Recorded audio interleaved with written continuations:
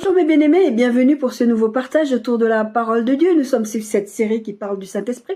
J'avais un message de prévu par rapport à ce que le Saint-Esprit fait.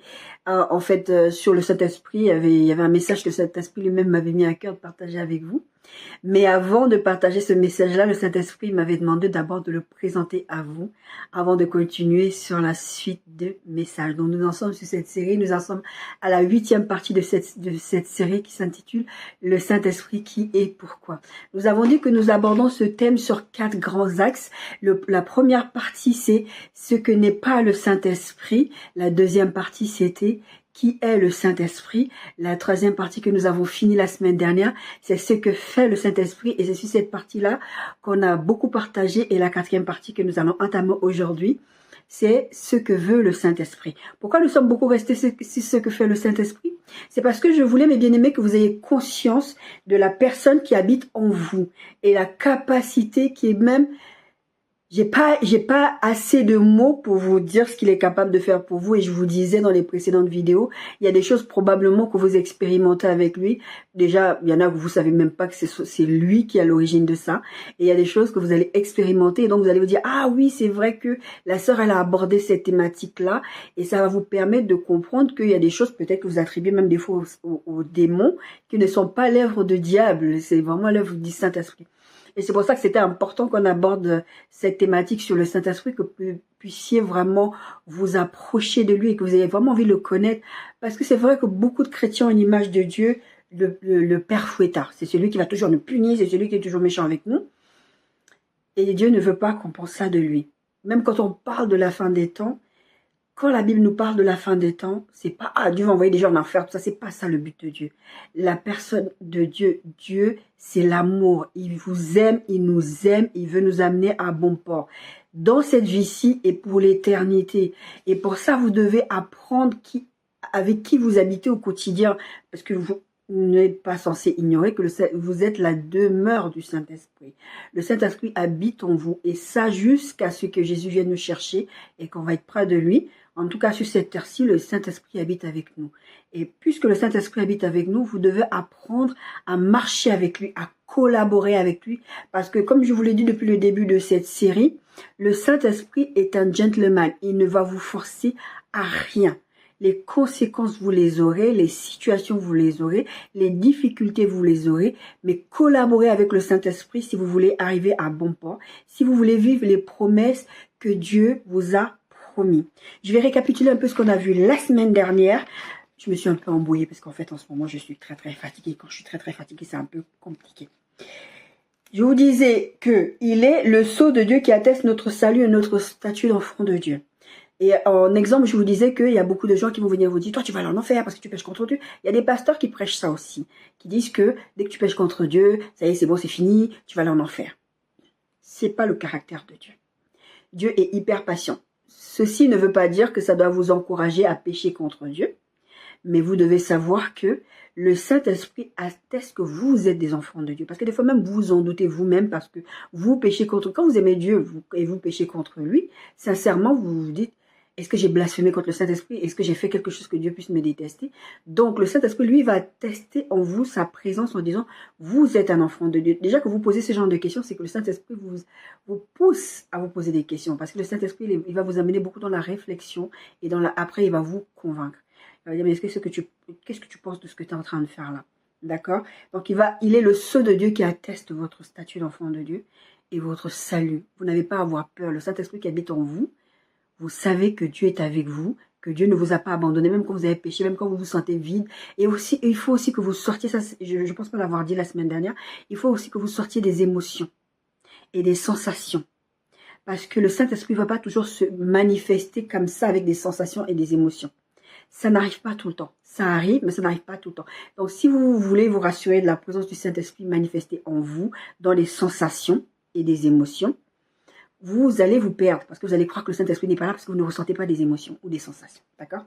Donc, ensuite, on a dit qu'il donne la puissance, il nous rend puissants, il n'est pas une puissance. C'est ça que je vous ai expliqué, que ça lui-même, le Saint-Esprit me l'a expliqué.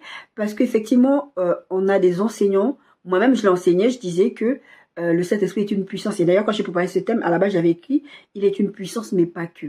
Et le Saint-Esprit m'a corrigé en me disant, non, je ne suis pas une puissance du tout. je rends puissant, je donne la puissance, mais je ne suis pas une puissance, je suis une personne, je suis Dieu. D'accord? Sa présence repousse les ténèbres et empêche le monde de virer au chaos. Ça, je vais pas revenir là-dessus parce que c'est vraiment très très long à expliquer. Et c'est juste important que vous sachiez que la présence du Saint-Esprit dans votre vie va révéler. Ça, on en a un peu parlé dans ce qu'il fait. Il révèle, il vous avertit, tout ça. Mais en tout cas, il va révéler les ténèbres qui sont en vous. Encore faut-il que vous collaboriez avec lui, que vous le laissiez aller dans tous les recoins de votre vie, de vos pensées, de votre cœur, pour qu'il puisse vous relever les endroits qui ont des ténèbres dans vos vies, des choses que même des fois vous n'en avez pas conscience. Des fois vous avez de la colère, vous avez des mauvaises choses, des pensées, vous voulez pas que le Saint-Esprit vous corrige là-dessus. Il le fera pas, d'accord? Le Saint-Esprit n'ira jamais contre votre volonté, parce que ce n'est pas ça Dieu. Dieu est amour, et l'amour de Dieu veut qu'il respecte vos choix. Et après, comme je vous dis souvent, les conséquences, c'est pour vous. C'est vous qui allez souffrir parce que Dieu a mal de vous voir souffrir, mais il ne peut rien faire si vous ne collaborez pas avec lui, d'accord? Nous avons dit aussi qu'il a des principes. Il fait ce que dit le Père, il glorifie Jésus, il n'ira pas à l'encontre de ce que Dieu dit, même s'il est sa propre personne. Donc, d'ailleurs, la Trinité, chacun, ils ont des principes. Ils ne violeront pas ces principes-là. C'est-à-dire que s'ils ont besoin, je vous ai déjà expliqué ça dans plusieurs prédications, que s'ils ont besoin d'utiliser le diable, ils vont utiliser le diable parce que Dieu ne fait pas le mal. Il va utiliser ceux qui font le mal pour pouvoir arriver à ses fins. C'est l'histoire, par exemple, de Pharaon. La Bible dit que Dieu a endurci son cœur. Mais sachez que le cœur de Pharaon était déjà endurci. Dieu l'a juste utilisé. Judas, c'est pareil, Dieu a utilisé. Dieu connaissait les intentions de Judas. Dieu savait ce que Judas allait faire. Il a utilisé Judas. Mais bon, ce n'était pas la volonté de Dieu, ce n'est pas Dieu qui a poussé Judas à trahir Jésus, et ce n'est pas Dieu qui a poussé au diable à se rebeller, d'accord? Dieu utilise juste ces choses-là pour nous faire comprendre aussi des principes, d'accord? Il a des principes, il n'ira pas faire les choses comme nous, on pense, et surtout, il ne va pas nous glorifier, nous. Je vous ai dit plusieurs fois que le Saint-Esprit glorifie Jésus. Il va mettre en avant Jésus. Donc, si vous, en tant que ministère, en tant que personne, en tant qu'enfant de Dieu, vous faites des choses à la gloire de Dieu, et vous vous mettez en avant, corrigez-vous. Laissez le Saint-Esprit vous corriger, d'accord? Il est l'assurance que Dieu honorera ses promesses envers nous. J'ai mixé un peu cette partie-là avec la partie sur le fait qu'il assure notre statut d'enfant de Dieu. Mais en fait, il y avait cette partie qu'il est le sceau qui assure notre statut d'enfant de Dieu. Et là, sur cette partie-là, c'était vraiment pour vous dire que le Saint-Esprit est une garantie dans votre vie. À partir du moment où le Saint-Esprit habite en vous, il est la garantie devant Dieu que Dieu va exaucer les promesses qu'il vous a faites. Je vous ai donné cet exemple de caution, de prison, de tout ça pour que vous compreniez que à partir du moment où le Saint-Esprit habite en vous, Dieu va parler à travers le Saint-Esprit.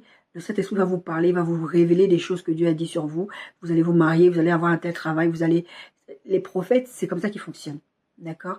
Parce que le Saint-Esprit atteste ce que eux ils disent. Donc il est l'assurance que quand Dieu parle, Dieu exauce ce qu'il a dit qu'il allait faire. C'est pour ça que la Bible dit que Dieu n'est pas un homme pour mentir, et qu'il n'est pas un fils d'homme pour se repentir. Ce qu'il a dit, ne le fera-t-il pas? C'est pour ça que la Bible dit des choses comme si la promesse tarde, attends là, ça peut tarder, mais ça viendra. Pourquoi? Parce que le Saint-Esprit est le sceau qui va faire que Dieu va parler, il va agir. Je vous disais notre texte de base qu'on n'a pas beaucoup utilisé, mais parce qu'en fait ça vient à la suite de cette série, là ça va dans cette série comme texte de base, et ça va venir, le message qui va venir après, sur le fait que le Saint-Esprit en fait il attend que Dieu, le Père, donne des ordres. Il attend que Dieu parle pour pouvoir exécuter la parole de Dieu.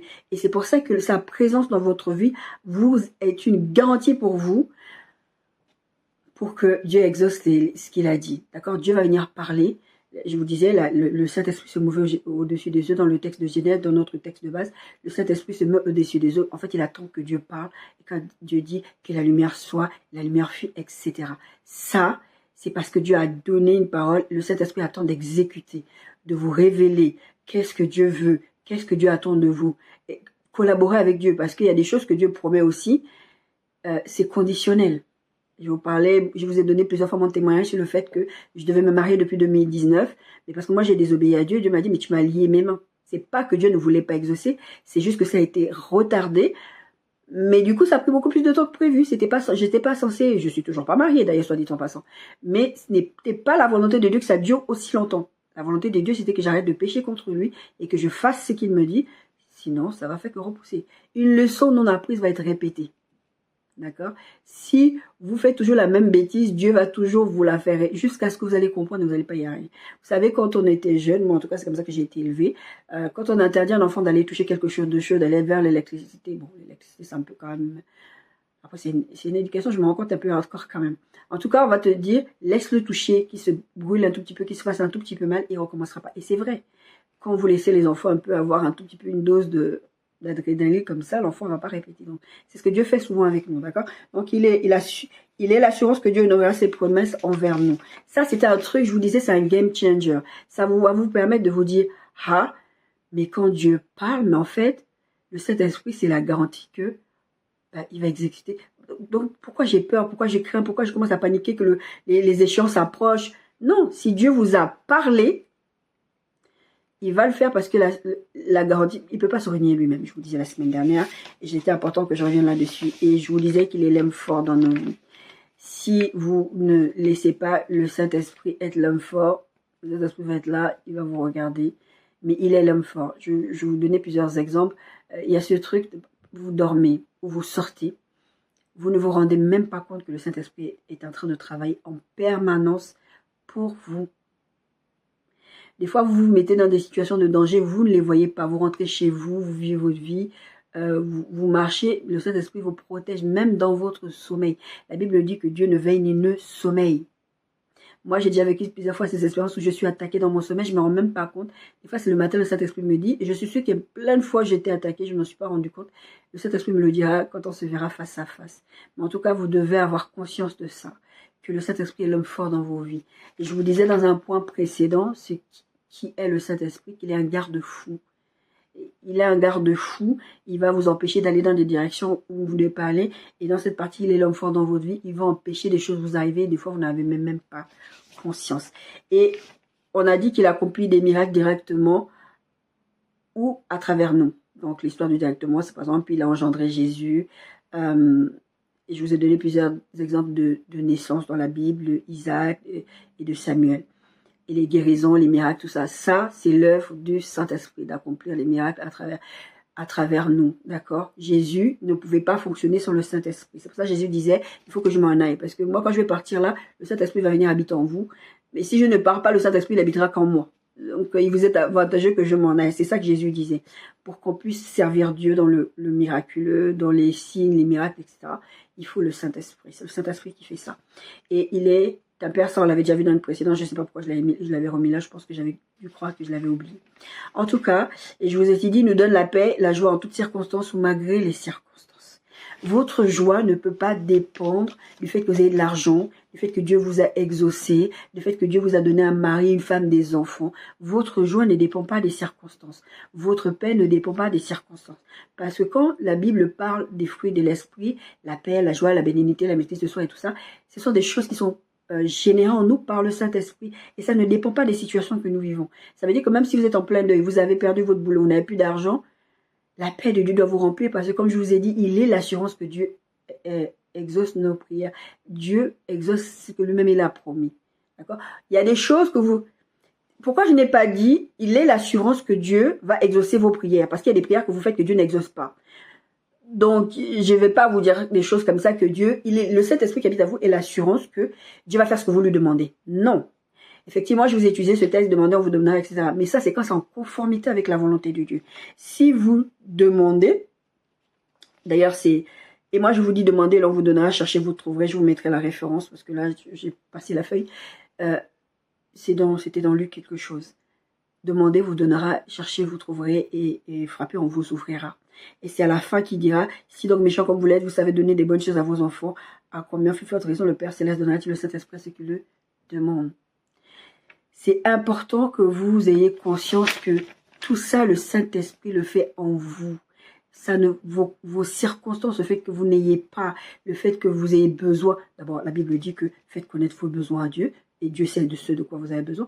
Dieu ne va pas aller exaucer ce qui ne valide pas, en vrai. Si vous allez vous marier avec quelqu'un, parce qu'on dit oui, mariez-vous dans le Seigneur, tout ça, vous allez vous marier avec quelqu'un qui n'est pas le plan de Dieu pour vous, bah, vous allez être malheureux, vous allez dire, mais pourquoi j'ai prié, j'ai eu un mari? Non. Moi-même, le Seigneur m'a prévenu qu'il y a quelqu'un qui allait se présenter dans ma vie, qui allait faire tout bien, et c'est pas la bonne personne pour moi. d'accord? Vous devez collaborer avec le Saint-Esprit, d'accord? Et sachez que le Saint-Esprit est l'esprit de joie. Moi, je me rappelle qu'à plusieurs reprises, et à une fois même, je me rappelle de ça quand j'habitais en région parisienne, je sortais de là, je chantonnais, il pleuvait, et les gens, à chaque fois que je croise les gens, c'est quand il pleut, c'est toujours, oh, il pleut, oh, il fait froid, ils sont toujours en train de râler. Et moi, je suis là en train de chantonner, je chantonne, les gens sont toujours, t'es toujours de bonne humeur. C'est une des choses qu'on me dit souvent, t'es toujours de bonne humeur. Ça ne veut pas dire que je n'ai pas des problèmes. Ça ne veut pas dire que je n'ai pas des choses qui me dérangent dans la vie. Ça veut dire que ma joie et ma paix ne dépendent pas de ces circonstances-là. Que Dieu exauce mes prières, que Dieu n'exauce pas mes prières, que les circonstances m'arrivent. Comme j'ai dit toujours, la vie arrive. La vie arrive. Des fois, ce n'est pas des démons. Des fois, ce n'est pas Satan. Des fois, juste la vie arrive. Enfin, c'est comme ça. D'accord? Votre joie et votre paix ne doivent pas dépendre des choses qui vous arrivent. Alors, nous abordons la 4e et dernière partie qui est ce que le Saint-Esprit veut. Alors, on a dit beaucoup de choses sur ce que le Saint-Esprit fait. On a dit beaucoup de choses là-dessus. Et c'est important de savoir toutes ces choses-là et de pouvoir s'asseoir dessus et de dire, ah, moi je ne savais pas, par exemple, que le Saint-Esprit pouvait être capable de faire ça, que le Saint-Esprit pouvait aller dans cette direction-là. Moi, je ne savais pas que le Saint-Esprit pouvait m'utiliser. Par exemple, vous allez vous dire, ah, moi je ne sais pas évangéliser, je ne peux pas faire des miracles ou ceci ou cela. Et là, en faisant cette série, vous savez que, ah, le Saint-Esprit peut le faire aussi avec moi. La Bible me dit demander, chercher, frapper. D'accord? Demander. Quand ça va dans le sens de la volonté de Dieu, Dieu fera toujours, il exaucera toujours vos prières. Donc, c'est que le Saint-Esprit veut. Il y a plusieurs points. J'espère que je vais terminer aujourd'hui. Mais il y a quand même plusieurs points. D'accord? Ce que le Saint-Esprit veut. Je vous ai dit dans le point numéro 2, c'était le point numéro 2 quand je vous parlais de qui est le Saint-Esprit. Je vous disais que le Saint-Esprit est une personne avec une volonté et des désirs. D'accord? Et là, ça, c'est la volonté exprimée, les désirs exprimés du Saint-Esprit pour vous. Ce qu'il veut faire avec vous, ce qu'il veut faire de vous. La première chose qu'on a vue dans les points précédents, c'est qu'il nous convainc de pécher, c'est vrai. Mais la première chose, il n'y a pas mais. Ce que le Saint-Esprit veut, c'est ton salut. La volonté première du Saint-Esprit, c'est que vous soyez sauvés. D'accord? La deuxième chose qu'on a aussi vue dans les points précédents, on a vu ça dans un point où je vous disais qu'il vous aide à obéir à la volonté. Dans le Saint-Esprit, ce que le Saint-Esprit fait, c'est qu'il vous aide à obéir à Dieu. Parce que vous, en fait, vous ne pouvez pas faire les choses de Dieu sans Dieu. Et là, le deuxième point de ce que le Saint-Esprit veut, c'est vous aider à obéir à Dieu. Ça revient dans les points, mais c'est important de vous dire, c'est sa volonté. Donc, c'est pour vous rassurer que ce n'est le péché, tout ça, c'est pas bon. Ça va créer une espèce de rupture dans votre relation avec Dieu. Mais c'est important que vous sachiez que Dieu a une volonté pour vous. Et cette volonté, c'est que vous soyez sauvés, c'est que vous lui obéissiez. Mais Dieu n'attend pas à ce que vous l'obéissiez juste par vos propres efforts. Il va vous aider. C'est pour ça qu'on en a parlé, c'est que le Saint-Esprit fait. Et maintenant, ça, c'est la volonté du Saint-Esprit. Que vous soyez sauvés, que vous obéissiez à Dieu, mais lui, il va vous aider pour ça. Il veut être votre ami. Je vous parle très souvent de cette chaîne et je vous ai dit, c'était le but de ma chaîne, c'est de vous rapprocher du cœur de Dieu. Je vous mettrai le petit encart. D'accord? Il veut être votre ami. Il veut être votre ami intime. Parce qu'il a des choses à vous dire. Et je vous renvoie sur ma vidéo sur Dieu a des choses à vous dire. Je vous mettrai le petit screenshot. En fait, Dieu veut être le premier dans votre vie pour pouvoir vous parler. Il veut pas qu'il y ait d'interférence. Et pour ça, vous devez être un ami. Quand vous avez un ami proche, en général, c'est plutôt le conjoint. Mais bon, avant de vous marier, vous avez des gens dans votre vie. Moi, personnellement, c'est un peu compliqué. Mon meilleur ami, j'ai dit toujours, c'est Jésus. Mais en tout cas, parce que l'être humain, il vous déçoit toujours. Le Saint-Esprit veut être votre ami. Il veut être votre ami intime. Il y a quelques années en arrière, je crois que c'était en 2019-2018, j'avais vraiment cette forte, je vous disais à plusieurs reprises, j'avais vraiment cette forte intimité avec le Saint-Esprit. Il me disait plus encore. Plus encore, parce qu'il veut faire plus avec moi, il veut marcher plus avec moi, il veut plus me confier de choses. Bon après, encore une fois, c'est peut-être lié au ministère prophétique aussi, mais en tout cas, c'est la volonté du Saint-Esprit d'être votre ami. Saint-Esprit me disait, au lieu d'aller te plaindre à tes sœurs de l'homme que je t'ai envoyé, viens te plaindre à moi. Un ami fait ça. Vous ne devez pas penser que vous devez aller raconter vos problèmes à X ou à Y. Parce qu'en plus, vous ne savez pas comment les gens peuvent réagir. Même si les gens, c'est des enfants de Dieu, qui marchent avec Dieu, qui vous veulent du bien. ils n'ont pas le même recul et le même comportement d'amour que le Saint-Esprit. Un être humain est très limité. Le Saint-Esprit, non. Vous pouvez aller lui dire, moi ça m'arrive, quand j'ai des tentations, des choses, je dis, voilà, Saint-Esprit, regarde, j'ai envie d'aller faire ça, ça, ça, je vais faire ça, ça, ça, ça. Je lui dis, il est mon ami, il ne va pas les balancer à quelqu'un. La seule fois où le Saint-Esprit va aller balancer, et encore il ne balance pas, c'est quand moi j'ai vécu des moments où j'étais tentée, il allait aller voir une de mes sœurs, il allait lui dire, prie pour ta sœur, elle va tomber. Et des fois, le Saint-Esprit ne va pas vous dire de prier pour que quelque chose n'arrive pas, mais il va vous demander de prier pour que vous soyez affermis. C'est ce que Jésus disait à Pierre. Pierre, même tu paie mes brebis. Voilà, c'était ça. Ça tente à réclamer. Donc moi, en fait, ce que je veux, c'est que tu sois affermi, que tu affermisses tes frères. Deux fois, Dieu ne va pas empêcher qu'il arrive quelque chose, ne va pas vous montrer quelque chose pour empêcher, mais que vous priez pour que la personne soit forte quand elle vit ces choses-là. Et donc, ça, c'est les amis qui font ça. Les amis veulent, tu dois aller te confier à ton ami. Mon ami, là, je suis fâchée. Dieu, c'est ce qu'il a fait avec Cain. Dieu va dire à Cain, comme un ami, comme un père, mais aussi comme un ami. D'aller vraiment lui dire, tu es en colère, tu vas faire une bêtise. Vous savez, vous dites ça à vos amis. Vous pouvez pas être... Quand vous avez des amis avec qui vous êtes intime, vous ne pouvez pas être hypocrite avec eux. Moi, c'est quelque chose que j'ai eu du mal à faire parce que j'ai tellement vécu des situations dramatiques dans ma vie que j'avais du mal. Je le fais. Avant, j'ai eu une période où vraiment, comme j'étais pour le Seigneur, j'étais cache. Mais avec certaines personnes, j'avais du mal à les exprimer, les choses négatives. Et elle m'a dit, j'ai une de mes soeurs de cœur qui m'a dit, il faut que tu arrêtes ça. Même ma propre fille à la maison m'a dit, maman, il faut que tu arrêtes ça. Il faut que tu utilises les choses, garde pas pour toi parce que c'est en train de te ronger. C'est comme ça que je suis tombée dans la dépression aussi. Enfin bon, bref. Il veut être votre ami. Il veut vous confier des choses. Il veut vous parler des gens. Pas pour vous que vous fassiez le Congo ça. Quand Dieu fait ça, c'est pas pour le Congo ça. Le Saint-Esprit ne vient pas vous parler des autres pour le Congo ça. Comme je vous ai dit là, pour affermir les autres, vous priez pour les autres, que Dieu les soutienne dans leur foi, que Dieu les aide à se relever des situations où ils vont tomber. Parce que des fois, Dieu vous montre des choses, pas pour que vous priez contre, mais que vous priez pour que Dieu fortifie la personne quand ça va arriver. Parce que des fois, les choses sont relâchées. Dieu dit les choses, le Saint-Esprit dit les choses. Ça va arriver. Il faut juste que vous priez. C'est ce que Jésus, c'est l'exemple que je vous ai donné quand Jésus disait à Pierre, fortifie tes frères. Le Saint-Esprit veut que tu l'écoutes. Le fait que le Saint-Esprit veut que tu l'écoutes, ça ne veut pas dire que tu perds ta réflexion. Acte 9, 10 à 17, particulièrement le verset 13.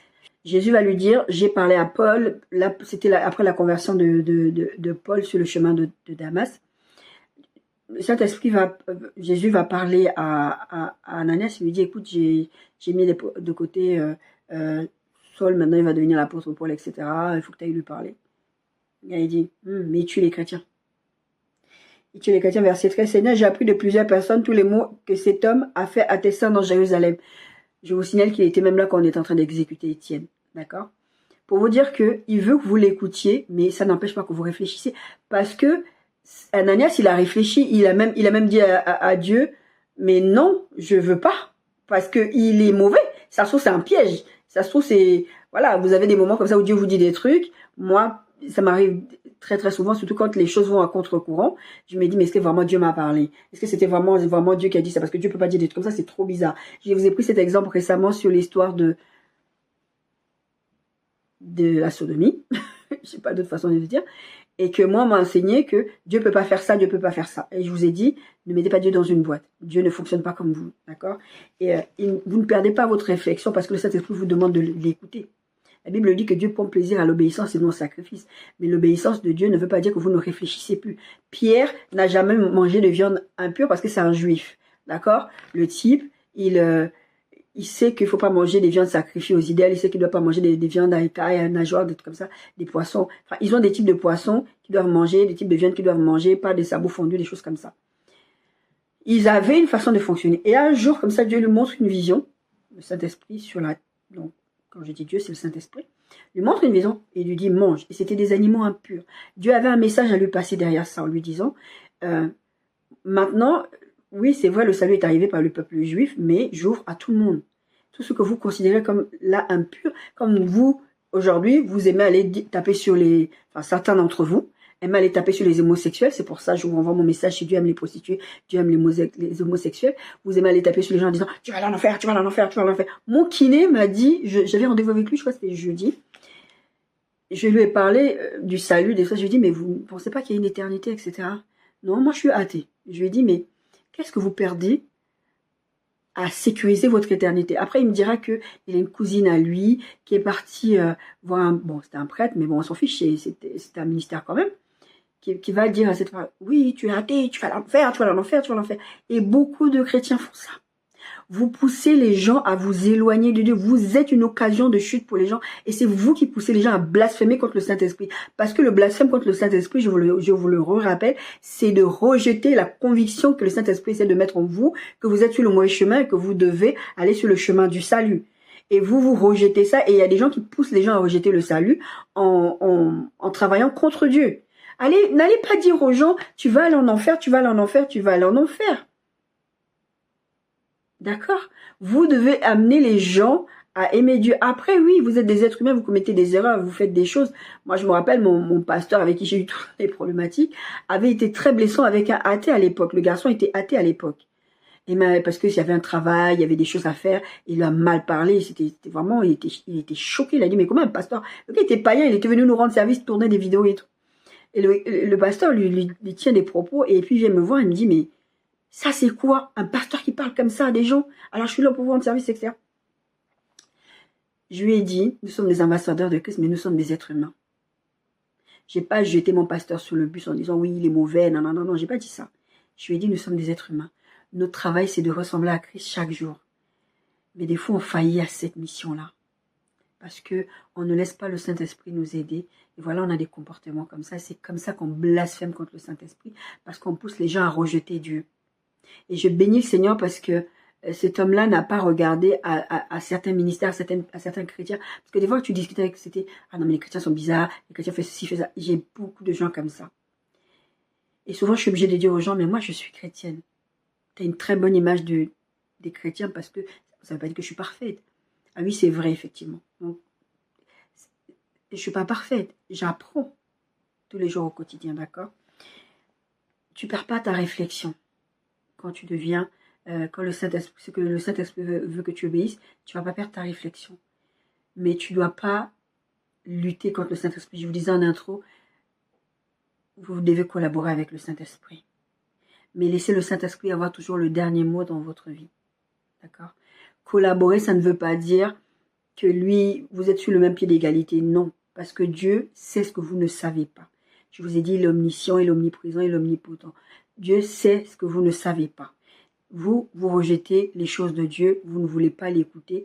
C'est vous qui allez prendre les conséquences parce que Dieu sait ce qui est devant. Vous ne voyez pas les dangers, comme je vous disais tout à l'heure. Vous ne voyez pas certaines choses. Dieu, lui, les voit. Ces choses que vous ne voyez pas, Dieu, lui, les voit. Et il veut que vous les viviez. Il veut que vous évitiez les pièges. La Bible parle des flammes enflammées, des flèches enflammées de l'ennemi. N'oubliez pas, la Bible dit que Satan rôde. Il cherche qui va dévorer. Il cherche comment vous éloigner de Dieu. Il cherche comment vous amener en enfer avec lui. Il cherche à ce que, si Dieu a des projets de bonheur pour vous, sachez que, puisque Satan aime imiter Dieu, mais il imite Dieu dans le contraire, ça veut dire que Satan a des projets de malheur pour vous. Et lui, son objectif, c'est que vous soyez malheureux. D'accord? Et pour éviter ça, il faut apprendre à écouter le Saint-Esprit. Comme j'ai dit, ça ne vous empêche pas de réfléchir, de dire, ah, est-ce que ça va vraiment de Dieu? Mais si on revient sur ce point d'être l'ami du Saint-Esprit, en étant plus en plus intime avec le Saint-Esprit, vous allez comprendre quand c'est le Saint-Esprit qui vous parle. Je vous ai fait une vidéo sur comment discerner quand une parole vient de Dieu ou pas. Lisez la Bible, passez du temps avec Dieu, cherchez la présence de Dieu. Quand Jésus dit, c'est de moi ne part que par le jeûne et la prière, en fait, c'est vraiment cette intimité avec Dieu. Vous allez aller chercher les instructions de Dieu dans le jeûne et la prière. C'est pas parce que le jeûne c'est pas le jeûne qui est une action qui va chasser les démons, non. C'est parce que dans le jeûne, dans la présence de Dieu, dans l'intimité avec le Saint-Esprit, il va vous donner des instructions. Parce que vous ne voyez pas plus loin que le bout de nez. Dieu voit ce qui se passe devant. D'accord? Donc, le Saint-Esprit veut que tu l'écoutes. Ésaïe 28, 23. Prêtez l'oreille et écoutez ma voix, soyez attentifs et écoutez ma parole. D'accord, ça c'est Dieu qui parle, comme je vous ai dit. Donc, qui est le Saint-Esprit? Le Saint-Esprit est Dieu. Quand la Bible dit Dieu, ça peut être Dieu le Père, Dieu le Fils, Dieu le Saint-Esprit. Parce qu'ils se contredisent aucun d'entre eux, d'accord? Apocalypse 2,7, c'est lui qui a des oreilles entend ce que l'Esprit dit aux églises. Esprit avec un grand E. À celui qui vaincra, je donnerai à manger de l'arbre de vie qui est dans le paradis de Dieu. Là, on parle de la fin des temps, mais c'est la volonté de Dieu aussi pour nous, pour cette vie-ci sur la terre, qu'on puisse manger de l'arbre de vie, qu'on puisse vivre les projets de bonheur que Dieu a pour nous. Donc, il faut qu'on écoute ce que le Saint-Esprit dit. D'accord? C'est important. Ce que le Saint-Esprit veut aussi, c'est que tu demandes et prennes en compte son conseil. Je vous ai dit que le Saint-Esprit est un Père. Dieu est Père, il y a le Père, le Fils, le Saint-Esprit, il y a Jésus. D'accord? Mais en tant que Père, il a des conseils à vous donner, il faut les suivre. Je vous renvoie sur cette série que je vous avais fait sur l'autorité et l'exercice de l'autorité. D'accord? En parlant, avant de parler de l'autorité de l'enfant de Dieu, je vous ai parlé de l'autorité de Dieu. Dieu, je vous ai pris ça sur l'exemple de la loi française sur l'autorité, l'exercice de l'autorité parentale. Dieu va vous conseiller. Dieu a un droit de regard sur ce que vous faites parce qu'il est votre Père. D'accord? En tant que Père, il n'a pas des mauvaises intentions, comme dans le texte de Luc qu'on a lu la semaine dernière, et qu'on a lu là tout à l'heure, là, sur le fait que, mais si méchant comme vous êtes, vous savez donner des bonnes choses à vos enfants, Dieu ne vous donnera-t-il pas le Saint-Esprit? D'accord? Et le Saint-Esprit veut que tu prennes en compte ce qu'il te dit. Je vous prends souvent l'exemple sur le mariage où la Bible dit, mariez-vous dans le Seigneur, etc. Et les gens partent du principe que je peux choisir qui je veux pour me marier comme ça parce que c'est un chrétien. Mais la vérité, c'est que vous ne savez pas qui est chrétien, qui est vraiment chrétien. Vous voyez les fruits, il y a des gens qui fake ça. Moi, je sais que, qui font semblant d'être chrétiens.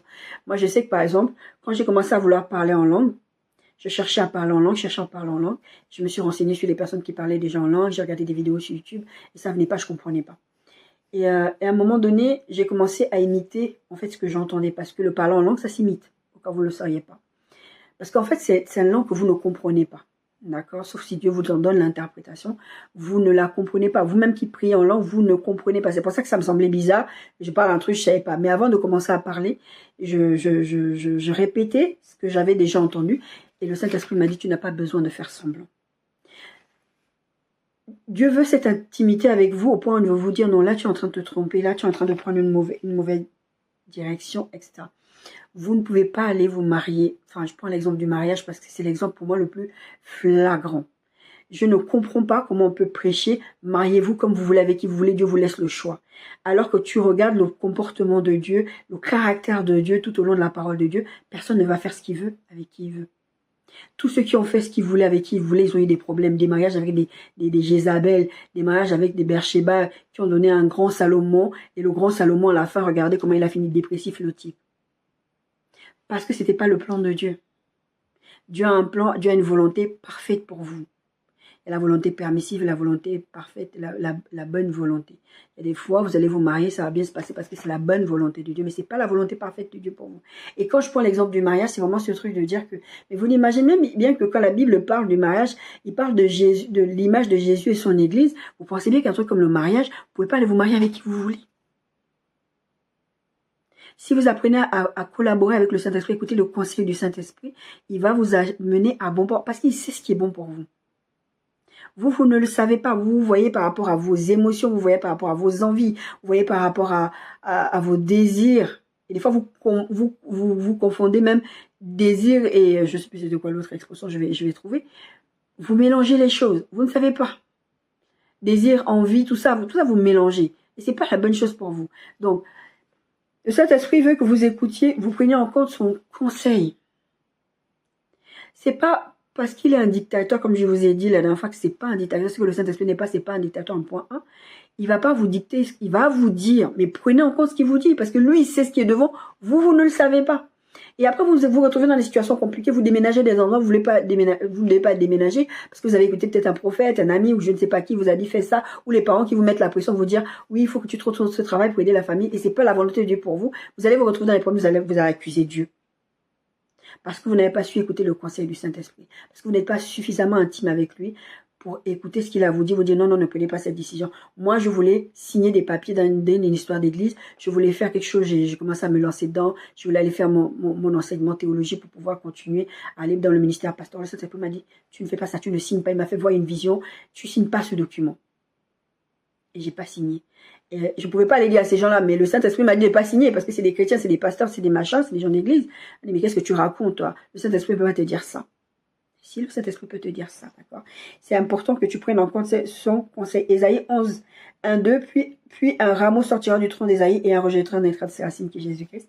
L'Esprit de l'Éternel reposera sur lui, esprit de sagesse et d'intelligence, esprit de conseil et de force, esprit de connaissance et de crainte de l'Éternel. Le Saint-Esprit, c'est un esprit de conseil, c'est aussi un esprit de force. On avait vu qu'il nous rend forts et courageux. C'est un esprit de connaissance et de crainte de l'Éternel. Il vous informe, il vous donne la connaissance. Je prenais cet exemple de la construction du tabernacle. Il vous donne des connaissances, des choses. Une fois, je ne sais plus qu'est-ce que j'étais en train de faire. Je vous ai parlé déjà plusieurs fois cet exemple des pancakes. C'était juste avant cette vision de ne pas signer les papiers. Je cherchais à faire des pancakes aérés. Le Saint-Esprit me donne la connaissance de comment j'allais faire des pancakes aérés. Une fois, je voulais coudre un truc. Je ne savais pas comment faire. J'ai prié, j'ai dit, Seigneur, tu peux me donner l'intelligence de savoir comment je peux coudre ce truc. Et le Saint-Esprit m'a donné la connaissance pour faire les choses. De sorte que moi, je suis quelqu'un qui coud. Je peux coudre avec des patrons. D'ailleurs, en général, les patrons, j'aime pas trop. Parce que les patrons, je trouve que c'est du chinois. Pour moi, c'est difficile à comprendre. Mais instinctivement, je sais ce qu'il faut faire. La cuisine, Dieu m'a doté. Je suis bénie de même. D'accord? Mais il y a des fois, il y a des choses comme ça. J'ai l'impression que c'est instinctif, mais je sais que ce n'est pas instinctif, c'est vraiment le Saint-Esprit. Je remercie toujours le Saint-Esprit. Ah, merci pour la révélation de ça. Merci de m'avoir informé de ça. Merci de m'avoir donné la connaissance de ça, d'accord? C'est un esprit de conseil, de force, esprit de connaissance, esprit de sagesse, d'intelligence et de crainte de l'Éternel. Le fait que le Saint-Esprit habite à vous, on a vu le point précédent la semaine dernière, que je vous ai récapitulé un peu en début, qui dit que le Saint-Esprit... le point, c'était pas la semaine dernière, c'était peut-être la semaine avant, qui vous aide à obéir à Dieu. Là, il parle de l'esprit de crainte de l'Éternel. Le fait que le Saint-Esprit habite en vous, il y a des choses que vous faites à Dieu, il va vous faire comprendre que non. Parce qu'il y a des choses que vous savez instinctivement que c'est contre Dieu que vous faites ça, d'accord? Que vous faites pas bien devant Dieu. Il y a des choses que vous ne savez pas. Moi, je pense ça souvent dans le cadre, par exemple, de la sexualité, mais il n'y a pas que la sexualité, hein. Il y a l'éducation des enfants, il y a des choses... vous ne savez pas des fois si c'est mauvais ou si c'est pas mauvais. Dans la sexualité, vous allez faire certaines choses que ce n'est pas la volonté pour vous, de Dieu pour vous, d'accord? Dans l'éducation des enfants, je vous en ai parlé un peu dans des précédents points. Moi, il a fallu que le Saint-Esprit vienne me dire, mais l'enfant que tu as là, que tu dis c'est ton enfant, c'est ton enfant, c'est ton enfant, c'est pas ton enfant. C'est mon enfant. Je te l'ai prêté pour que tu l'élèves. Donc, ça a suscité la crainte de l'Éternel chez moi, de ne pas faire du mal à cet enfant. Ça ne veut pas dire que je suis une mère parfaite. Mais beaucoup de gens autour de moi, même des inconnus, des gens qui sont venus travailler chez moi, des personnels soignants m'ont toujours dit que je suis une très très bonne mère. Et je vous avais pris cet exemple, je vous avais dit que l'année dernière, je devais partager un message sur la fête des mères, faire ce message-là pour dire que vous avez beau être parents isolés, parents seuls, etc. Mais vous n'êtes pas seul, le Saint-Esprit peut vous aider et va vous aider si vous le laissez et si vous collaborez avec lui. Élevez vos enfants, d'accord? La crainte de l'Éternel fait que je ne peux pas faire du mal à cet enfant-là délibérément. Et les peu de fois où je peux l'accuser, parce que en tant que parent, vous êtes, en tout cas moi je suis seule avec ma fille dans la maison, il y a des choses, des fois je sais que c'est pas moi qui les fais, donc tout de suite je vais aller l'accuser ou dire mais c'est toi, mais... Et quand le Saint-Esprit me fait comprendre que non, c'était pas elle, je vais demander pardon. J'ai la crainte de l'Éternel en moi que c'est pas seulement l'enfant que Dieu m'a confié que je dois éduquer, mais c'est aussi ma sœur dans le Seigneur. Je peux pas lui faire n'importe quoi parce que c'est la prunelle des yeux de Dieu. D'accord? Toutes ces choses-là, transposez-les dans vos vies et vous verrez que la présence du Saint-Esprit va vous pousser à faire des choses qui vont plaire à Dieu. D'accord? Le Saint-Esprit aussi, dans ce que le Saint-Esprit veut, c'est qu'il veut que tu prennes le temps de communier avec lui et être disponible pour lui. Moi, quand j'ai commencé à marcher avec Dieu, à chercher les temps d'intimité avec Dieu, je faisais ce qu'on appelle des temps calmes. Et ça vient d'où cette expression? C'est parce que ma fille, quand elle était à la maternelle, je vous dis, Dieu parle tantôt d'une façon, tantôt d'une autre. Tu as une façon d'exprimer les choses. Et quand il exprime les choses, je les comprends, je comprends ce qu'il veut dire. Parce que Dieu utilise toutes les situations de ma vie pour me parler. D'accord? Ça peut être devant un film, ça peut être, tu peux écouter une prédication, ça peut être, tu peux lire un verset. C'est comme ça que j'ai des prédications à vous partager parce que moi, de moi-même, des fois, je suis là. C'est moi qui dis ça. mais l'Esprit de Dieu. Je vous dis, moi-même, j'écoute mes propres prédications, je suis édifiée, comme si c'est quelqu'un d'autre qui prêchait, d'accord. Quand elle était petite, elle allait à l'école, ils avaient ce qu'on appelait les temps calmes. Ça, c'était à la maternelle, j'étais je crois en première et en deuxième section, peut-être aussi un peu en troisième section. Ils avaient ces temps où on les mettait à la sieste. C'était pas forcément pour dormir, c'était pour se reposer. Parce que c'était des enfants, ils étaient pleins d'énergie. Il fallait un moment qu'ils aient un temps calme de repos. Et la maîtresse, elle disait, on va faire un temps calme et vous allez faire les rois du silence. De se taire et rester calme. Et quand ma fille est venue me raconter cette histoire, je dis, ah, tu fais des temps calmes et ça. Bon, après, ma fille, elle avait déjà une routine à la maison de sieste, des choses comme ça. Donc, c'était pas difficile pour elle. Plus elle grandissait que c'était difficile de faire les siestes. Mais en tout cas, c'était pas difficile pour elle à l'école de faire des temps calmes parce que voilà. Et le Saint-Esprit avait utilisé ce temps-là avec ma fille, ce temps de temps calme pour me dire que j'ai besoin que tu fasses ça aussi avec moi. Tu fasses le roi du silence, que tu te taises dans ma présence. Parce que vous avez cette habitude, nous avons eu ces habitudes de prier, Seigneur, et de ne pas prendre le temps, tu fais Amen. Tu finis de prier Amen, tu passes à autre chose. Dieu veut que tu prennes le temps, le Saint-Esprit veut que tu prennes le temps de non seulement communier avec lui, parce que vous êtes un normalement, puisqu'il habite en toi. D'accord? Si tu as dit je suis un avec le Père, etc. Donc vous êtes un avec moi. D'accord? Mais il veut que vous restiez dans le silence pour écouter ce qu'il veut vous donner comme instruction. C'est-à-dire, vous avez appris en temps de prière, taisez-vous. Moi, je mets des musiques de temps calme. Je vais vous montrer un peu c'est quoi. J'ai découvert ce jeune homme-là il y a beaucoup d'années en arrière. Déjà, c'est Nathanaël B. Adoration Piano. C'est le seul que j'écoute en musique prophétique. Et d'ailleurs, je ne sais pas s'il en existait déjà d'autres à l'époque, mais en tout cas, moi, à l'époque, je suis tombée sur une de ses vidéos. Et c'est comme ça que j'ai commencé à faire ces temps calmes. C'est pas évident de faire silence devant le Seigneur parce que vous avez l'habitude de bah Seigneur, tu vois, non, non, non, non, non, non, non. Et non seulement vous avez l'habitude de parler devant Dieu comme ça, donc de communiquer avec lui, et la communion, la communication et la disponibilité aussi. D'accord? Vous avez l'habitude, vous parlez, mais quand il faut vous taire, c'est c'est un exercice, si vous n'avez pas l'habitude de le faire, vous allez être là, vous mettre dans un temps de silence devant Dieu, être disponible devant Dieu, que Dieu vous parle. Vous avez fini de dire Amen. Mettez du temps petit à petit. Moi, au début, c'était quelques minutes. C'est difficile parce que mon âme parle. Vous êtes fait en 3 dimensions. Vous êtes un esprit qui avait une âme qui habitait dans un corps.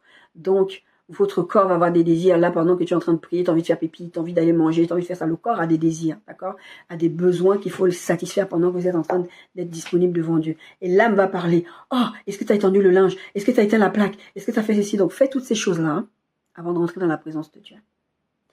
Ça va vous aider à garder. Et faites silence à votre âme. Dites à votre âme, pas maintenant. Il y a une chose que le Saint-Esprit m'a aussi appris, que je vais vous donner une astuce pour vous aussi, c'est que quand je faisais ces temps calmes-là, je savais, puisque je sais que je suis faite en 3 dimensions, je suis faite à la dimension de Dieu. Quand j'ai dit vous êtes fait à la dimension de Dieu, c'est que vous êtes corps, âme, esprit, qui avait une âme qui habitait dans le corps, Dieu est 3 dimensions. Parce que Dieu, Père, Fils et Saint-Esprit, d'accord? Je ne vais pas rentrer dans les détails, mais vous avez compris l'image. Et je sais que quand je commençais à faire ces temps calmes-là, quand mon âme, j'ai dit, mon âme, tais-toi, tu vois pas que je suis en train de parler avec le Père. Une fois, le Saint-Esprit m'a dit, fais pas ça. Ouais, quand vous êtes en communion avec lui, quand vous vous rendez disponible pour lui, quand vous écoutez son conseil, quand vous essayez d'être ami intime avec lui, il va vous parler. D'accord? Comme je vous disais la semaine dernière, ne baissez pas le son, ne faites pas taire le Saint-Esprit. D'accord? Et il m'avait dit ceci, il m'avait dit, ne parle pas comme ça à ton âme, tu vas la blesser. Je vous dis souvent, l'âme, c'est le siège des émotions, des traumas, de toutes ces choses-là. Si vous traumatisez votre âme, l'âme c'est comme un enfant, ça prend les traumas, c'est une éponge. Les choses que vous avez vécues qui sont encore en train de vous affecter aujourd'hui, c'est dans l'âme. D'accord? Le Saint-Esprit dit, fais pas ça. Parle à ton âme gentiment pour ne pas la traumatiser. C'est pas parce que tu vas te mettre disponible devant Dieu et que tu vas vouloir faire taire ton âme que tu dois parler mal à ton âme. Et après, le Saint-Esprit m'avait expliqué aussi, je vous ai donné ça il y a quelque temps déjà dans une vidéo où je vous expliquais comment je faisais mes jeûnes. Mon ventre, il parlait. Après, le Saint-Esprit m'a dit de parler à mon corps. Que mon corps ne fasse pas ça pendant que je jeûne.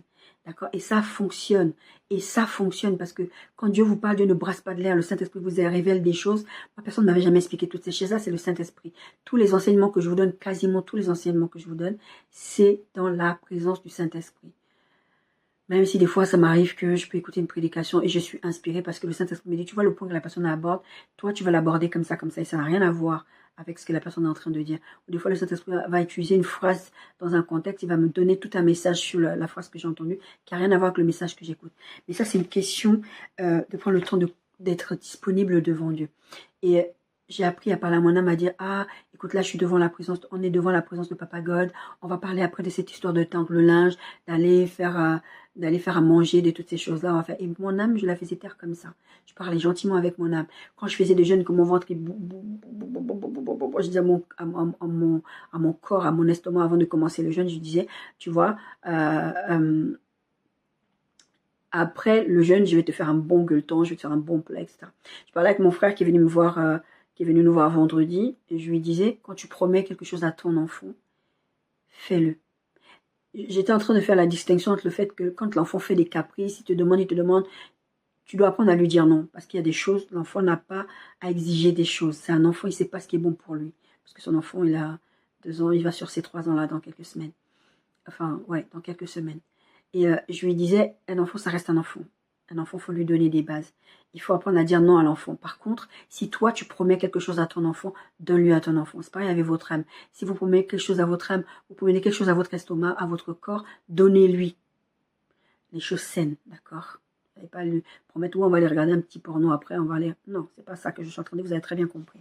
D'accord? Le Saint-Esprit veut que tu prennes le temps de communier avec lui et être disponible pour lui.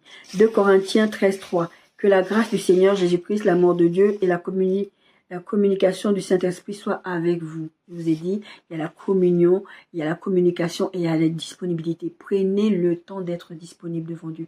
C'est comme ça que vous allez développer une amitié.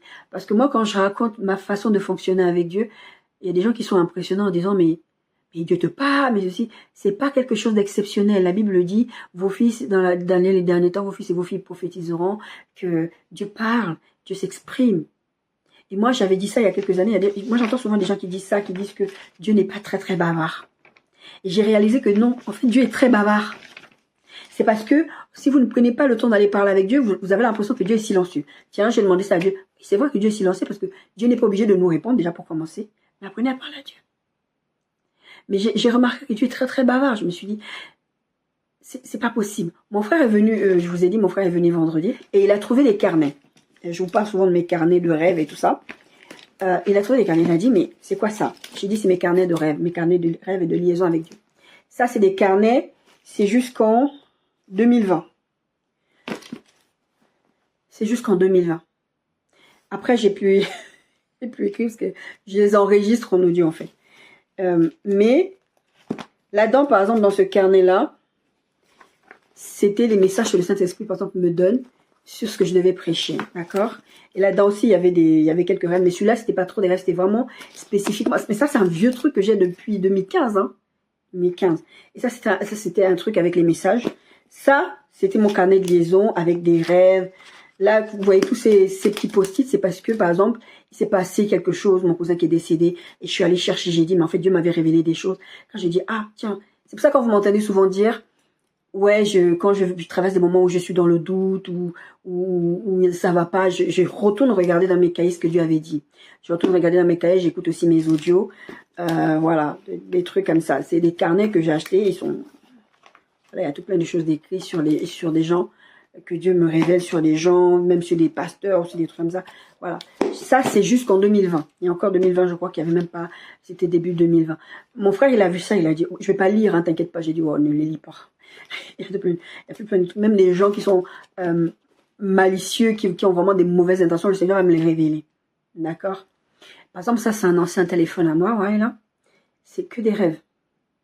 Ça, c'est mon ancien téléphone. Donc, avec des rêves, et sur le téléphone sur lequel je suis en train de tourner, il y a des rêves dessus.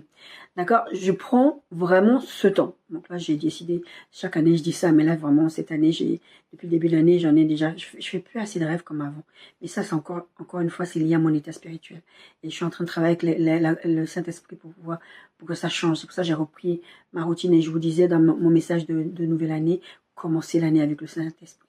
Je me suis dit, là, il faut que je reprenne le système des carnets. Il faut que j'ai le double système, c'est-à-dire le système des carnets et le système des audios. Parce que des fois, dans les audios, j'ai des chants nouveaux que le Seigneur me donne. Donc ça, c'était le point que il veut prendre le temps de communiquer et d'être que vous soyez disponible pour lui. Tout ça, c'est toujours dans le but que vous appreniez à mieux connaître Dieu. Mais le fait de mieux connaître Dieu, ça va vous renvoyer votre propre image. Ça va vous permettre de mieux vous connaître vous aussi, d'accord? Et vous allez avoir ce fonctionnement avec le Saint-Esprit qui vous sera propre. Parce que Dieu marche avec vous. Il a des principes généraux, mais il y a des façons qu'il va fonctionner avec telle ou telle personne. C'est pas la même. Il va avoir des alliances avec vous qu'il n'a pas avec d'autres personnes. Par exemple, le fait de, il va avoir un fonctionnement particulier avec vous. Donc c'est pour ça que c'est important qu'on parle du Saint-Esprit et comment il fonctionne avec vous. Ce que le Saint-Esprit veut aussi, c'est que tu t'abandonnes. Ça, c'est quelque chose de difficile. Et l'expérience que j'ai vécue, c'était quand j'ai donné ma vie au Seigneur, j'étais dans la dépression, etc. Je vous ai déjà donné mon témoignage plusieurs fois. Et un jour, j'ai dit, Seigneur, je capitule. Je m'abandonne, j'arrête de me battre contre toi. Maintenant, fais de moi ce que tu veux. Je veux sortir de cette dépression. Apparemment, tu veux pas que je meure. Je veux sortir de là. Le Saint-Esprit veut que tu t'abandonnes. Il veut que tu t'abandonnes. Il y a la collaboration, mais aussi le fait que j'ai confiance que Dieu veut m'amener à bon port. Je veux m'abandonner à son conseil. Je veux m'abandonner entre ses bonnes mains. Je veux m'abandonner à ses décisions. Il faut laisser Dieu agir dans vos vies. Si vous ne vous abandonnez pas entre les mains de Dieu, que vous êtes en train de résister, surtout pour les gens comme nous autres, et il y en a beaucoup qui sont comme ça, qui ont vécu des traumas, vous avez tendance à avoir besoin d'avoir le contrôle sur les choses.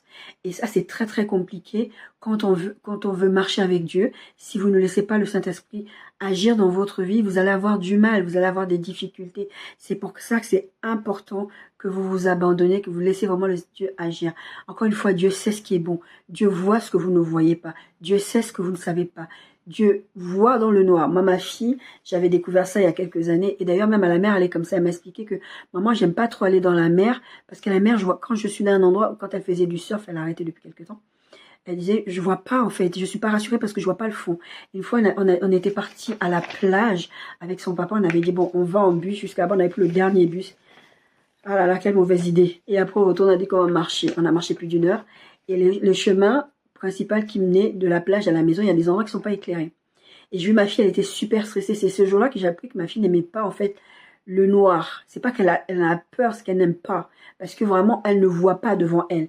Elle ne voit pas ce qui est devant elle. Et elle a besoin d'une lumière. Donc, je lui ai acheté une lampe frontale, des choses comme ça.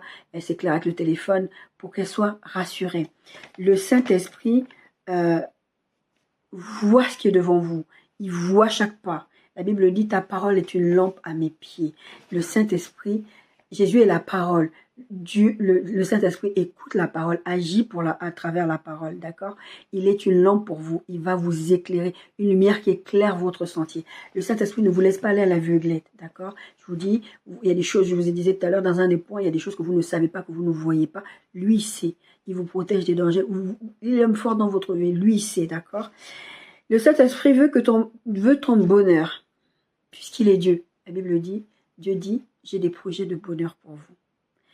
Donc, le Saint-Esprit veut votre bonheur. Arrêtez de croire que vous êtes venu sur la terre pour souffrir. J'ai même ma soeur une fois, j'étais là, je pleurais tout le temps pour cette situation de conjoint. Ça se passait mal, ça se passe mal. Et toujours en train de pleurer. Ma soeur, elle me disait à l'époque, tu ne t'appelles pas souffrance. Est-ce que souffrance est ton deuxième prénom? Parce que, même si je vous dis, en tant qu'enfants de Dieu, nous subissons beaucoup d'attaques parce que nous sommes des enfants de Dieu. D'accord? Et ça, c'est la normalité du chrétien, en fait, le fait d'être enrôlé dans une guerre. En fait, nous sommes enrôlés dans une guerre, donc on va subir des attaques. Mais ça ne veut pas dire, comme le point que j'ai vu tout à l'heure, sur le fait que le Saint-Esprit est en nous, il procure la paix, la joie, etc. Ça ne dépend pas des circonstances. Mais en tout cas, il veut votre bonheur. Ça ne veut pas dire que vous n'allez pas vivre des difficultés, mais ça veut dire que il ne veut pas que vous soyez malheureux. Vous ne vous appelez pas souffrance. Votre vie sur cette terre, c'est pas de souffrir. Et quand Dieu parle de projets de bonheur, c'est des projets de bonheur sur cette terre. C'est pas seulement qu'on va aller au ciel, on va se libérer de ce corps de malheur, ce corps de maladie, etc. Non, c'est aussi sur cette terre, donc d'accord. Donc puisqu'il est Dieu, il a des projets de bonheur pour vous. Ce que le Saint-Esprit veut, c'est de vous enseigner, de vous éduquer et de vous corriger. Jean 14, 16, 18, 26. Et moi, je prierai le Père, et il vous donnera un autre consolateur, afin qu'il demeure éternellement avec vous. L'Esprit de vérité que le monde ne peut recevoir, parce qu'il ne le voit point et ne le connaît point. Vous êtes censé connaître Dieu, donc vous êtes censé connaître le Saint-Esprit. Mais vous le connaissez car il demeure avec vous et il sera en vous. C'est pour ça qu'on apprend à le connaître. C'est pour ça qu'on traite ce sujet, parce que vous devez le connaître. Beaucoup d'entre vous, vous marchez sur ces terres, le Saint-Esprit habite en vous, vous ne le connaissez pas, vous ne le calculez pas. Comme si vous étiez dans une maison avec quelqu'un et vous ne dites jamais bonjour, vous ne parlez jamais, vous ne le calculez pas. Il est juste là comme un bout de bois. D'accord? Et le Saint-Esprit, il faut que vous le connaissiez, que vous marchiez avec lui, que vous vous rendiez compte que c'est une personne. Vous vous rendez compte que vous ne parlez pas avec la personne qui habite en vous? Enfin. D'accord? L'esprit de vérité que le monde, je vais relire, ne peut recevoir, verset 17, parce qu'il ne le voit point et ne le connaît point. Mais vous le connaissez car il demeure avec vous et il sera en vous. Il sera, mais il est, parce que nous sommes la génération de ceux qui l'ont déjà reçu. D'accord? Ça, c'est Jésus qui parlait avant de partir. Maintenant, nous, quand on donne notre vie à Jésus, on l'a déjà en nous. Je ne vous laisserai pas orphelin, je viendrai à vous. Donc, par le Saint-Esprit. Mais le consolateur, l'Esprit Saint que le Père enverra en mon nom, vous enseignera toutes ces choses et vous rappellera tout ce que je vous ai dit. Je vous ai dit dans un point précédent que vous ne pouvez pas faire les choses de Dieu sans Dieu. Il va toujours venir vous rappeler, qu'est-ce que je t'ai dit? Est-ce que tu penses que c'est bien? Est-ce que c'est ce que la parole dit? Est-ce que c'est important? C'est pour ça que c'est important d'être un peu comme les chrétiens de Béret. Quand vous dit quelque chose, ne le prenez pas pour argent comptant, allez vérifier vous-même dans la parole de Dieu et à la lumière du Saint-Esprit. Je dis toujours, lisez la Bible à la lumière du Saint-Esprit. Parce qu'il y a des choses qui vont être évidentes pour vous, mais c'est pas forcément que c'est ce que Dieu veut que vous sachiez. Et puis, la parole de Dieu est vivante. D'accord? Elle est vivante, elle va vous parler à chaque saison de votre vie. Le même verset, vous pouvez le lire 100 fois, il ne vous parlera pas 100 fois de la même façon, parce que la parole de Dieu est vivante. C'est le verset 26 qui dit, il vous enseignera toutes ces choses et vous rappellera tout ce que je vous ai dit. Jésus est parti, il a dit, il a enseigné des choses aux disciples que les disciples nous ont transmis, qu'on a la Bible. Mais il dit, le Saint-Esprit, il viendra vous rappeler ça. Donc, vous lisez la Bible, c'est encore une fois pour ça que je vous dis de lire la Bible à la lumière du Saint-Esprit. Parce que le Saint-Esprit va venir vous rappeler ce que la parole de Dieu dit. Quelqu'un va venir vous enseigner. Je vous ai donné plusieurs fois les exemples des gens qui disent oui, Étienne était comme ça, Lot n'était pas vraiment un enfant de Dieu parce qu'il est parti à Sodome et Gomorrhe. Lisez la Bible et vous allez comprendre que c'est pas vrai, c'est pas ce que la Bible dit. Je vous prenais l'exemple d'Étienne dans une précédente, dans un premier point, vous disant que Étienne était rempli du Saint-Esprit, c'est ce que la Bible dit. Et si vous lisez si vous prêchez, vous lisez la Bible à la lumière de vos propres émotions, de ce que vous voulez entendre.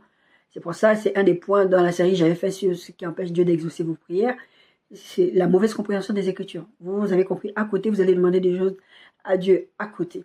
D'accord? Et vous avez l'impression que Dieu ne vous exauce pas. Mais est-ce que vous n'avez rien compris? Si vous allez demander des choses bizarres à Dieu, Dieu ne va pas vous donner. D'accord? Cherchez, frappez, tout ça. Mais en conformité toujours avec la parole de Dieu. Néhémie 9:20. Tu leur donneras ton esprit, ton bon esprit pour les rendre sages. Tu ne refuseras point ta manne à leur bouche et tu leur fournis de l'eau pour leur soif.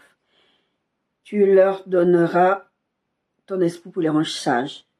Et tu ne leur refuseras point la manne. Je vous ai allé regarder cette série sur la manne et les cailles. Vous allez comprendre de quoi il s'agit. C'est votre pain quotidien. Vous avez besoin que le Saint-Esprit vienne tous les jours vous apporter votre révélation du jour. Il y a des choses qui sont écrites dans la Bible. Il y a beaucoup de choses dans la Bible. Mais il y a des choses qui ne sont pas... qui ne correspondent pas peut-être à ce que vous vivez et que ce n'est pas dans la Bible, vous ne trouvez pas une réponse, vous avez besoin d'aller chercher votre révélation du jour. C'est pour ça qu'on avait abordé ce thème sur la manne et les cailles. 2 Timothée 3:16, 17. Toute écriture est inspirée de Dieu et utile pour enseigner, pour convaincre, pour corriger, pour instruire dans la justice, afin que l'homme de Dieu soit accompli et propre à toute bonne œuvre. On est dans cette partie qui dit que le Saint-Esprit veut nous enseigner, nous éduquer, nous corriger. Encore une fois, c'est une question de collaboration, une question d'écouter le conseil du Saint-Esprit. Si, pour qu'il vous corrige, d'ailleurs la Bible dit que si vous êtes des enfants de Dieu, vous devez accepter la correction de Dieu parce que sinon vous êtes des enfants illégitimes, d'accord? Je vous mettrai la référence du verset. Vous devez laisser le Saint-Esprit vous corriger. Quand le Saint-Esprit vous corrige, ce n'est pas pour votre mal, c'est pour que vous atteignez la stature parfaite de Christ, c'est que vous puissiez aussi accéder à ce que Dieu a prévu pour vous. Si vous passez votre temps à vous rebeller tout ce que Dieu vous dit parce que vous êtes en colère contre Dieu, je vous dis, on passe tous par là, moi-même je passe par là. Donc des fois vous n'êtes pas d'accord parce que c'est trop difficile, c'est trop de vents contraires, c'est trop de ceci. Bon, c'est bon, maintenant je vais faire comme je veux. Récemment je l'ai encore dit à Dieu ça, parce que j'en ai vraiment marre. Mais le Saint-Esprit va venir te corriger. Il va venir t'enseigner. Moi, je vous ai pris l'exemple de cette histoire de rêve que j'avais fait où je me faisais sodomiser. J'ai pas d'autre mot à bout. J'espère qu'ils ne vont pas me faire sauter ma vidéo parce que maintenant, c'est devenu... Il n'y a plus des choses qu'on ne dit plus sur les vidéos, etc. Mais bon, normalement, vu la catégorie que j'utilise pour prêcher, enfin pour utiliser YouTube, c'est pas monétisé, donc en principe, mes vidéos ne sortent jamais. Donc, il va vous enseigner. Dans ce rêve-là, je voyais ce monsieur me faire ça. Et j'avais entendu une prédication qui disait que Dieu n'est pas impuni, que si vous voyez des trucs comme ça dans les rêves, c'est pas de Dieu. C'est pour ça que je vous dis, ne mettez pas Dieu dans des boîtes, d'accord?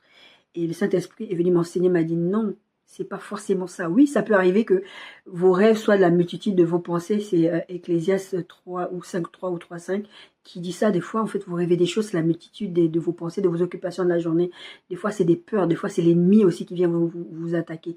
Et encore même là, le Saint-Esprit m'a aussi enseigné que quand tu vois l'ennemi venir, Satan ou les démons ou quoi, venir t'effrayer ou te parler dans les rêves, regarde bien ce qu'il est en train de te dire. Tu vas voir la stratégie cachée de Satan et tu vas pouvoir aller lutter sur un terrain avec lui parce que lui, il pense qu'il est en train d'essayer de t'effrayer, il veut te faire rater des bénédictions, mais toi, tu vas dire, là, tu me parles d'argent, donc toi, tu vas attaquer mes finances, tu me parles de mari, de femme, toi, tu vas attaquer mon futur mari, tu me parles d'enfant, mon enfant va mourir, toi, tu vas attaquer mes enfants, donc vous allez prier.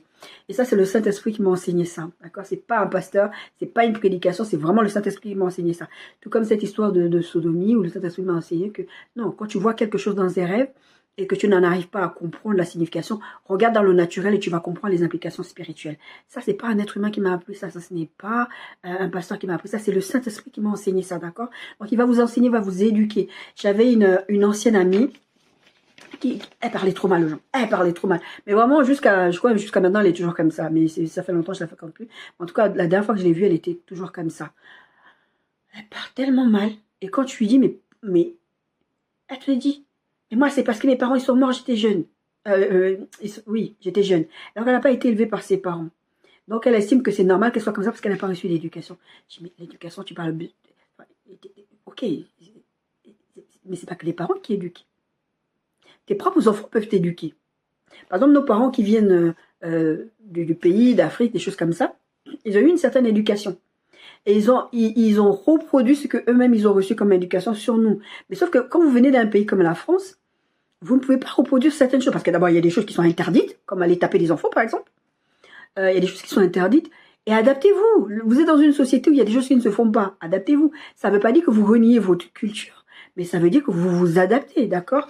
Donc, la société, si vous n'éduquez pas, si vous ne laissez pas le Saint-Esprit vous éduquer, le monde va vous éduquer, les démons vont vous éduquer, les gens mal intentionnés vont vous éduquer.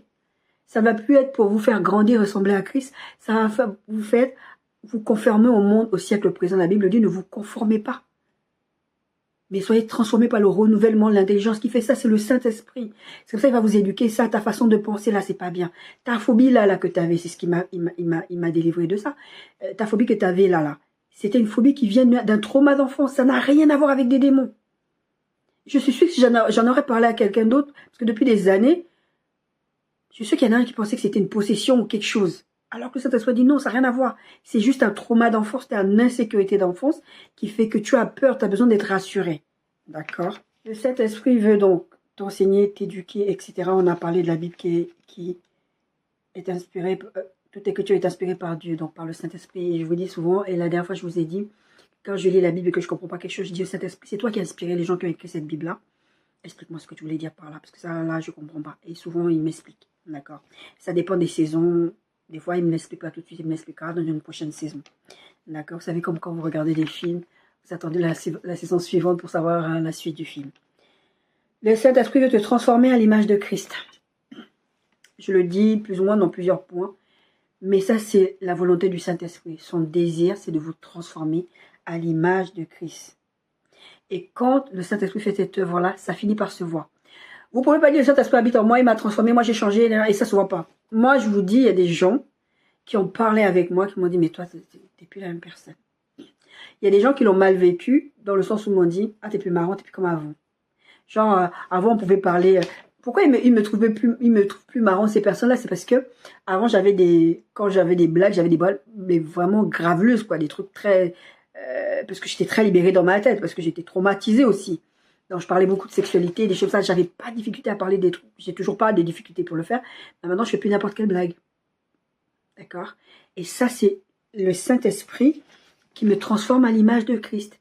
Donc, les gens ont remarqué, ils ont dit, ah, mais toi, il y en a qui, oh, on peut plus rigoler avec toi sur certaines choses. peut plus dire certaines choses devant toi. On peut pas écouter certaines musiques devant toi. On peut plus faire certaines choses devant toi. Mais il y en a qui disent, ils apprécient parce que je suis beaucoup plus ouverte, je suis beaucoup plus à l'écoute, je suis beaucoup plus patiente que je l'étais déjà avant. D'accord? Le Saint-Esprit n'est pas qu'au ciel. Le Saint-Esprit est avec nous, il habite en nous.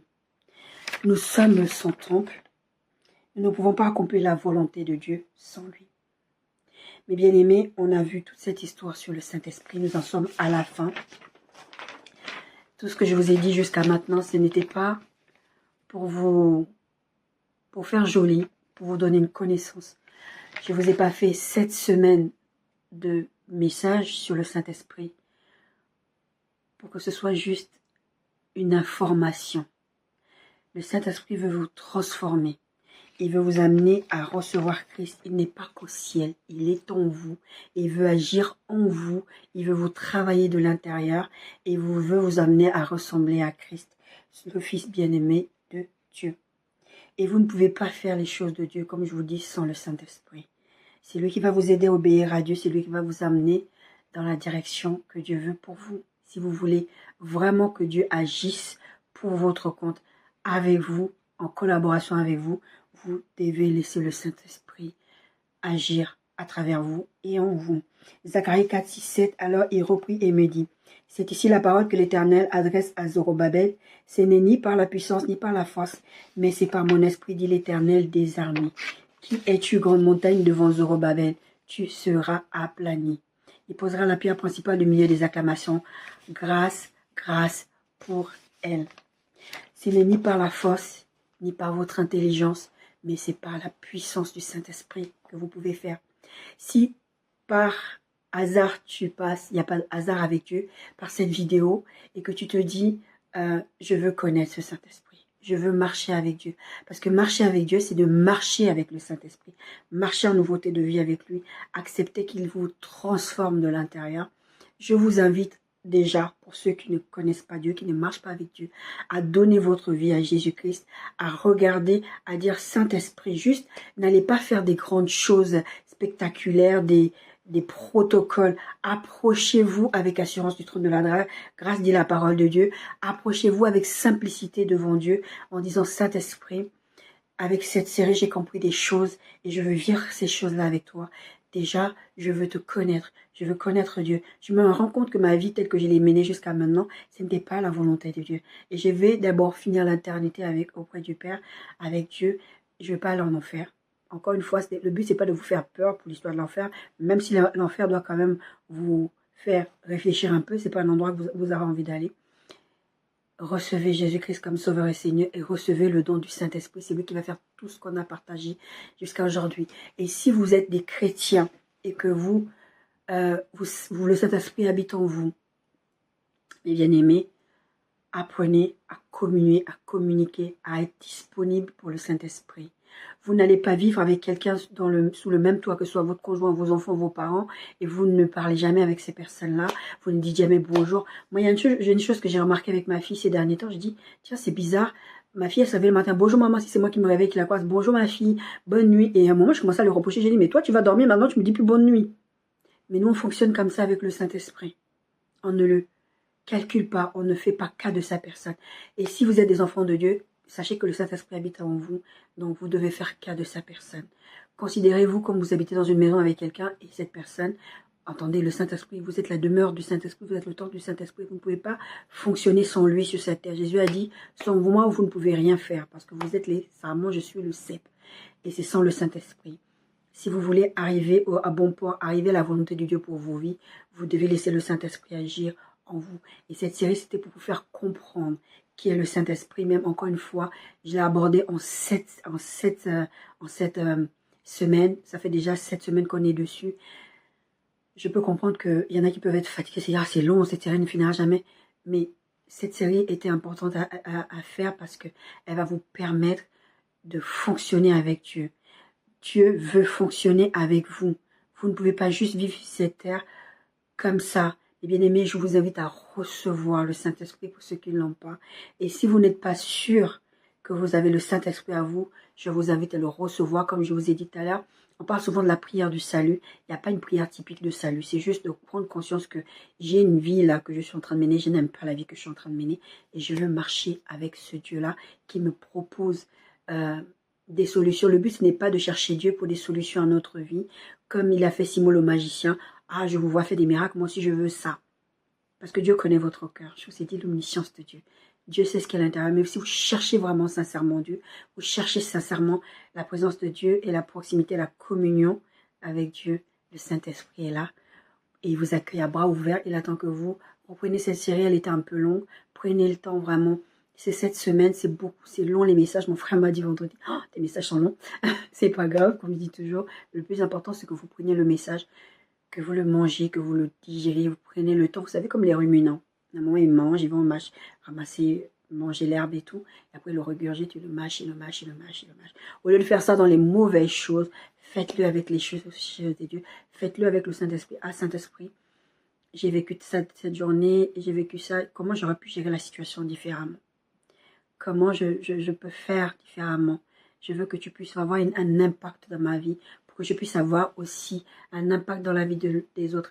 Le texte que je vous ai lu sur le Saint-Esprit, c'est celui qui dit que, afin que l'homme de Dieu soit accompli et propre à toute bonne œuvre, c'est 2 Timothée 3,16 qui parle de toute écriture est inspirée de Dieu.